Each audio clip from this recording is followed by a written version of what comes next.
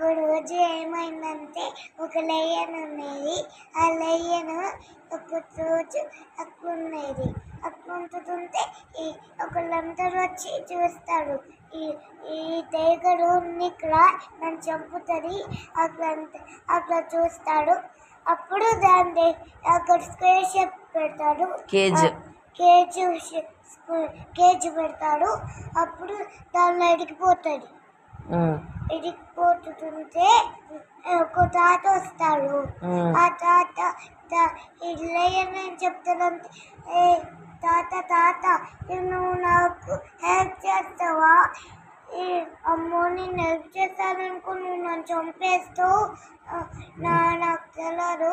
అప్పుడు ఆ టైగర్ ఏం చెప్తారంటే, నేను చంపను, నేను నిన్న చంపను, ప్లీజ్ హెల్ప్ మీ అని చెప్తుంది.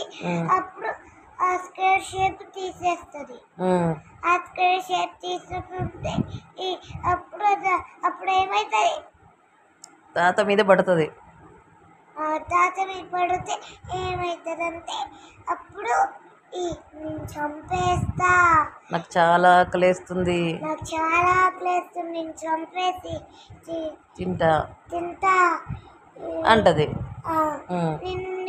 నీకు ముందే చెప్పాక నువ్వు చంపుతో అట్లా అంటాడు తాత.